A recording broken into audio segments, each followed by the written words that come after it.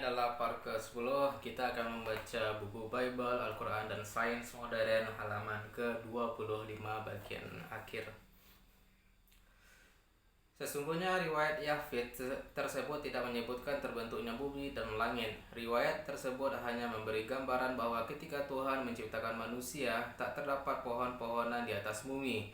Belum pernah ada hujan, meskipun air yang datang dari dalam bumi menutupi permukaan bumi. Teks selanjutnya memberi konfirmasi karena ayat 8 mengatakan, maka diperbuat Tuhan Allah pula suatu taman dalam Eden di sebelah timur, maka di sanalah ditaruhnya akan manusia yang telah dirupakannya itu.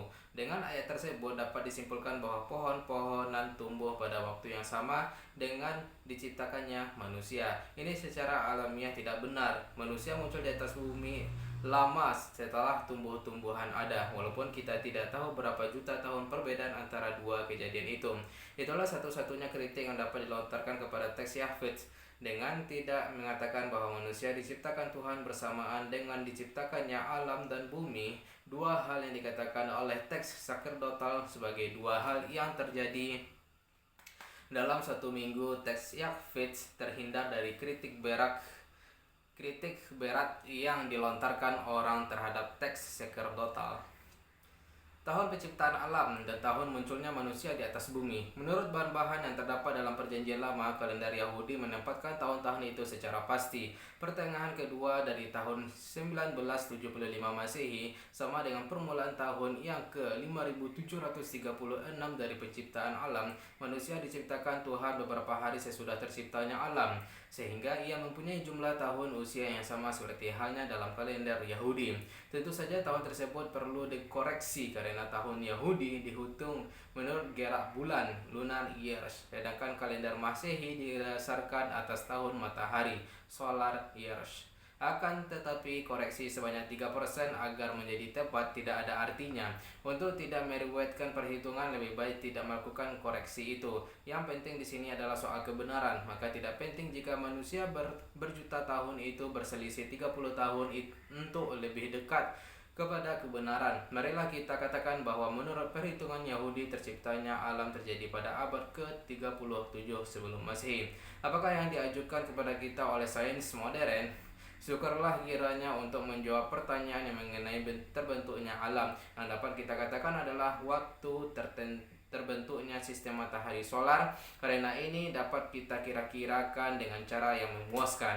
Orang memperkirakan bahwa antara waktu terciptanya alam dan waktu yang sekarang itu kira-kira 4,5 miliar tahun. Dengan begitu, dapat kita ukur perbedaan antara kebenaran yang sudah ditetapkan oleh ilmu pengetahuan dan yang akan kita bicarakan secara panjang dalam bagian ketiga buku ini, dan hal-hal yang dibicarakan oleh perjanjian lama. Hal-hal terakhir ini adalah hasil dari penyelidikan yang teliti terhadap teks Bible. Genesis, kitab Kejadian, memberi keterangan yang persis mengenai perbedaan waktu antara Adam dan Abraham. Daftar tahun antara Abraham dan Isa tidak lengkap dan perlu dilengkapi dengan sumber-sumber lain dari Adam sampai Abraham.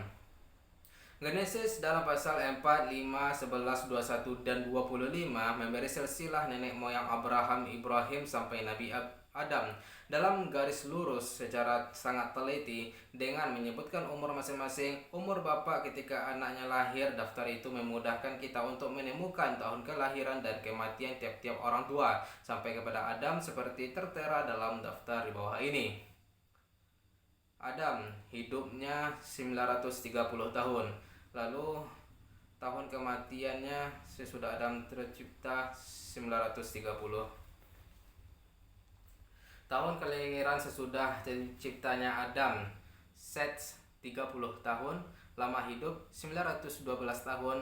Tahun kematiannya sesudah Adam 1442. Enos, tahun kelahiran 235 tahun. Lama hidup 905 tahun. Tahun kematian sesudah terciptanya Adam 1140. Kenan, tahun kelahiran sesudah terciptanya Adam 325 tahun. Lamanya hidup 910 tahun dan tahun kematian setelah terciptanya Nabi Adam 1235 tahun. Kita simpelkan saja ya. Mahalalel, lama hidupnya 895. Sesudah Adam 399, dan pada tahun 1290.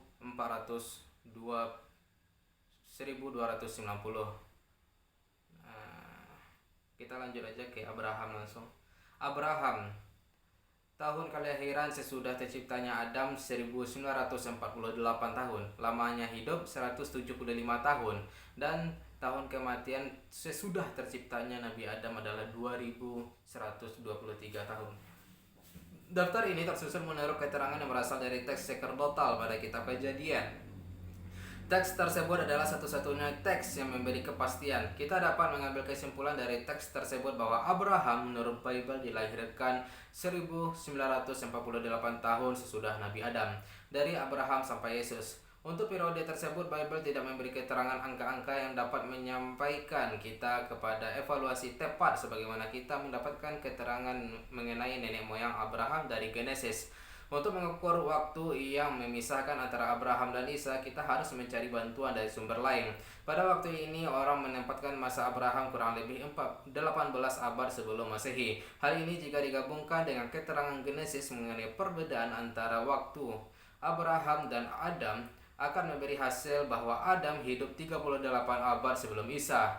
Perhitungan ini sudah terang salah. Kesalahannya disebabkan oleh perhitungan Bible mengenai waktu antara Adam dan Abraham, yaitu perhitungan yang dijadikan dasar untuk membuat kalender Yahudi. Pada waktu ini kita dapat membantah mereka yang mempertahankan kebenaran Bible dengan menunjukkan kepincangan antara ilmu pengetahuan modern dengan perkiraan khayalan yang dilakukan oleh pendeta-pendeta Yahudi abad ke-6 sebelum Masehi.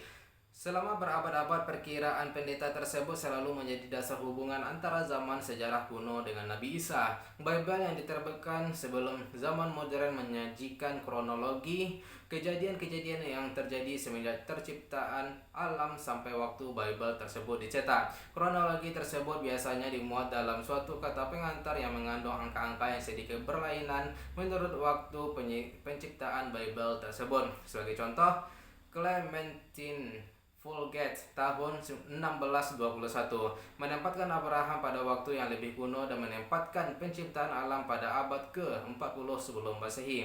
Bible Watton yang dicetak pada abad ke-17 menyajikan kepada pembacanya suatu tabel yang mirip dengan tabel nenek moyang Abraham sebagai tambahan kepada teks dalam beberapa bahasa. Pada umumnya perkiraannya sesuai dengan angka-angka yang tersebut dalam tabel yang kita muat. Pada zaman modern, orang tidak lagi dapat mempertahankan kronologi khayalan yang bertentangan dengan ilmu pengetahuan modern yang telah dapat membuktikan bahwa penciptaan alam telah terjadi pada waktu yang sangat jauh terlebih dahulu.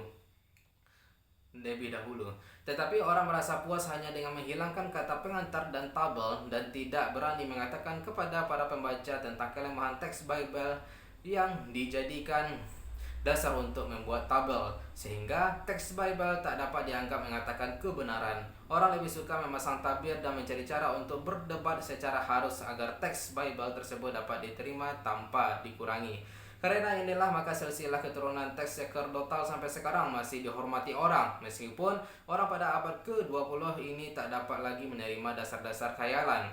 Mengenai tahun munculnya manusia di atas bumi, hasil pengetahuan modern baru dapat memberi penjelasan sampai batas tertentu. Kita dapat merasa yakin bahwa manusia telah ada di atas bumi ini dengan kekuatan pikirannya dan kekuatan bertindaknya. Dua kekuatan yang membedakannya dari binatang-binatang yang bentuknya hampir serupa manusia, yaitu dalam waktu yang lebih mutakhir pada periode yang dapat diperkirakan, tetapi tidak dapat kepastian yang mutlak. Orang sudah dapat mengatakan sekarang bahwa bekas-bekas manusia yang berpikir dan bertindak telah ditemukan, dan umur bekas-bekas itu dapat diukur dengan jarak puluhan ribu tahun. Penetapan perkiraan waktu ini ada hubungannya dengan tipe manusia prasejarah yang telah diungkapkan sebagai yang paling baru, seperti Cro-Magnon, Neo-Anthropoid, Memang ada bekas-bekas lain tentang manusia telah diungkapkan di beberapa tempat, yaitu mengenai manusia yang kurang berevolusi, Piloanthropine, yang diperkirakan umurnya sudah ratusan ribu tahun. Tapi apakah mereka itu betul-betul manusia? Bagaimanapun juga bukti-bukti ilmiah adalah pasti mengenai Neanderthaloid. Era mereka adalah sebelum zaman manusia pertama yang dilukiskan oleh Genesis. Dengan begitu, maka terdapat kebincangan antara angka-angka yang tersebut dalam Genesis mengenai munculnya manusia di atas bumi dengan pengetahuan ilmiah yang sudah pasti di waktu ini. Itu saja dulu guys, besok kita akan sambung ke halaman 29 banjir Nabi Nuh. Sekian, bye-bye.